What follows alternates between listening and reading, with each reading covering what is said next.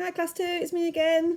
Just checking that you're all safe and you're all keeping well and you've been able to get out and about. Not sure what's happened to the weather today, but hopefully it won't last and we'll get a bit more sunshine. I've just got a few quick things that I just wanted to run through with you. Some changes that we've made on the website and some details of your new topic, which is DT. I've also just got a bit of information about your maths and English a few people have asked me about, so we'll go through those as well. Okay.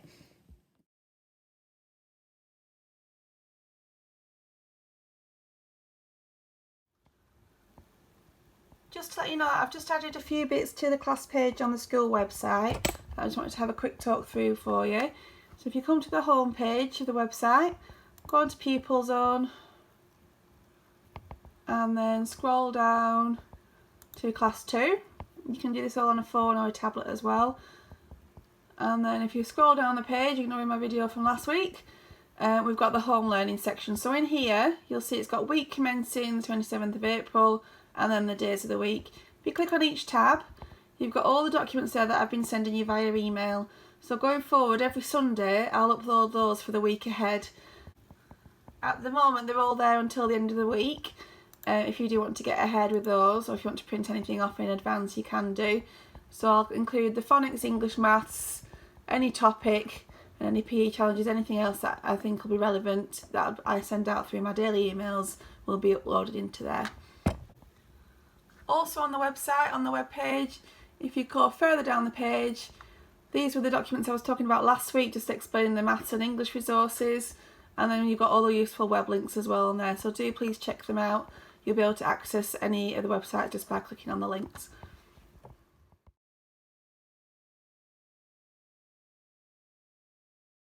Okay, so for English, I know a few people are struggling with this at home.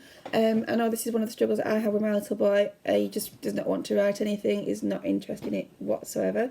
If you're using the read and respond text that I'm sending through, fantastic. If you're using Talk for Writing, that's brilliant as well. Keep going with those. If you are struggling though, don't panic, don't stress. Anything that they're doing is learning. So if they're just having a discussion with you, if they're doing their reading, if they're doing a bit of research online for their science topic, that's all counting towards English work. If they're writing any notes about what they're finding out, again, that's English, that's practicing their writing, practicing their handwriting. Anything you can do to encourage the learning, to encourage the writing, would be fantastic. If they just want to write lots of stories, brilliant. They can carry on doing that. Remember just to maybe just give them a bit of encouragement about adding adjectives, adding different vocabulary to make it a little bit more interesting for the reader.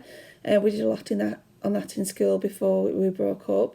You could link it to the topic. Okay, so linking it to topic, you could write about the research that they found on habitats and mini beasts. They could write instructions about how to look after mini beasts. They could just write a story about what the mini beasts might be getting up to and what you might find in the habitats where they live in. They could be designing posters. Even just talking about it, like I say, is all going towards their speaking and listening skills, which they need to develop their English and improve their vocabulary.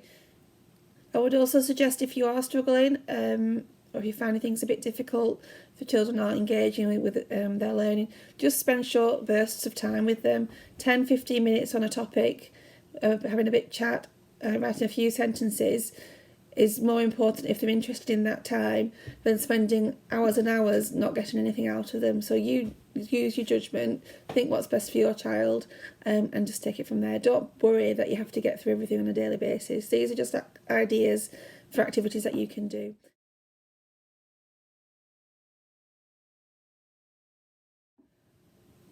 Just quickly about maths, I know I'm sending through quite a bit of stuff with the white rose questions, the flashback 4 and the arithmetic and the problem solving and reasoning. Don't worry about getting through them all. If you can, like I say, fantastic. If you can't, don't worry. As a priority, I would say the daily videos are most important as they're moving on the children's learning. They're introducing new topics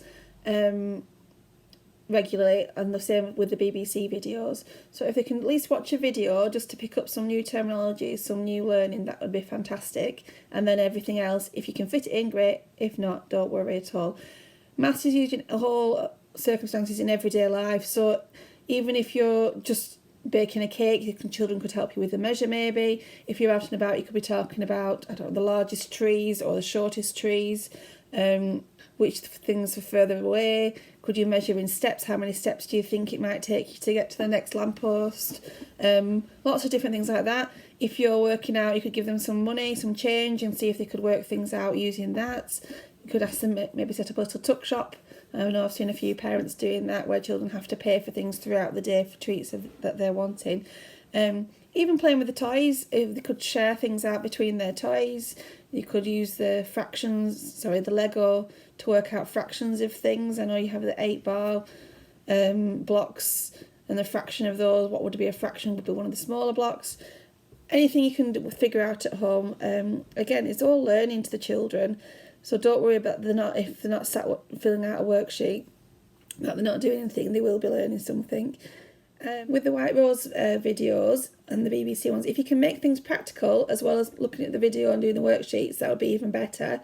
It doesn't have to be school equipment or anything like that, just using either, I don't know, pasta shells, stickers, some stones out of the garden, bits of twigs for counting and sharing and things, sharing out between toys, sharing out sweets, if your children will let you, sharing out birthday cake, anything like that, again, is helping the children learn. So if you can make it in school, we make it so practical. We'll have lessons where we don't write things down because we're using our hands, we're working things out that way. So if you can do that at home again, that would be brilliant. Thank you.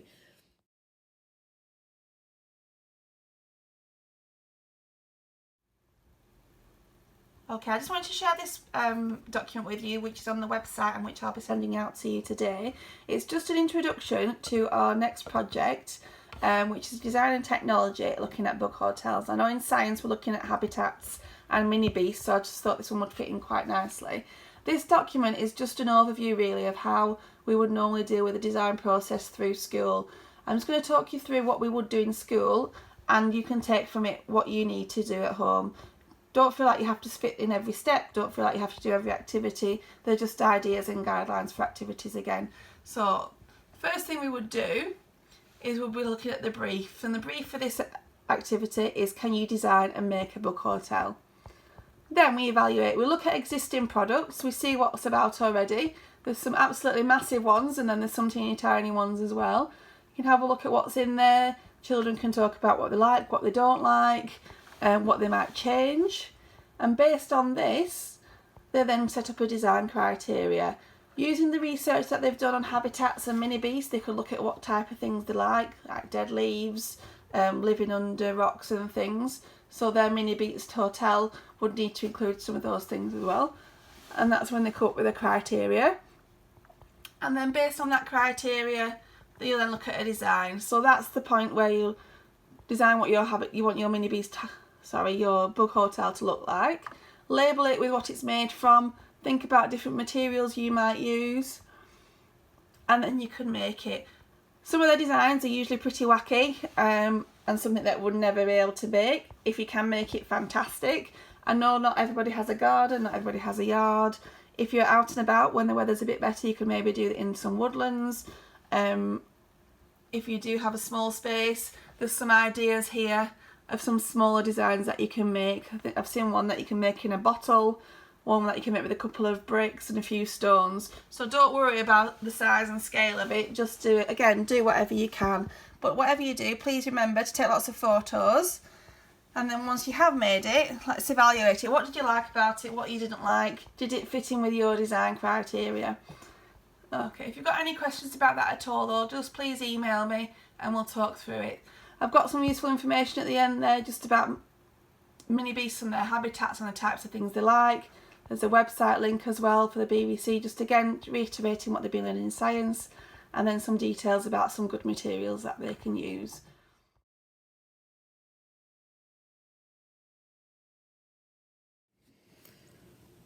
Okay, so I know in science we've been looking at habitats and mini beasts, and today I've had delivered some of our very own little caterpillars. I don't know if you can see them in there. We've got 1, 2, 3, and then there's some on this side, 4 and 5. And I'm going to try and grow these caterpillars into butterflies. We've done it before last year and they worked brilliantly, and I'll show you them as the weeks go on, growing and growing and growing. Okay, maybe as part of your research for your science topic you could see what the process of a caterpillar would be and see what you can come up with and let me know about that. But we've got 5 caterpillars now and they have no names, so I'm putting it out to you, class 2, and see if you can name our caterpillars. So if you've got any fantastic ideas, either send me an email or you could send me a video, and then we'll put a list together and we can have a vote to see which is going to be the best names for our caterpillars.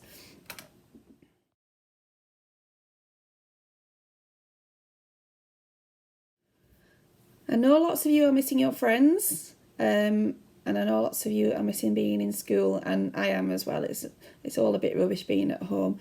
So I was thinking, speaking to some of the other teachers as well, that it would be great if we could have some pictures of you all. I thought if you can either send a picture with a message that you've either written or you're holding up, or you could send a video message of yourselves. If you could send me those, I can put them all together and then we can send them out to the rest of the class, or just saying hello to everybody, hoping that everybody's okay and that they're staying safe. And if you want to put a message on there about the things that you're doing and that you're enjoying or things that you miss, that would be fantastic as well. If you can get those to me before Friday, then I can hopefully have a look at those over the weekend and get something put together. They will only be used for school purposes. They won't be shared out. They won't be put online. It'll just be shared amongst yourselves. I know my little boy's missing his friends a lot, and I think just seeing the faces of their friends would help boost them. So I'll leave that one with you. Thank you. I hope everything makes sense, but if it doesn't, please just drop me an email. If you've got any questions or queries about anything, or if I can help in any way, that's what I'm here for. I'll leave that all with you to digest, and like I said, just get in touch if you need to. Thank you. Bye for now.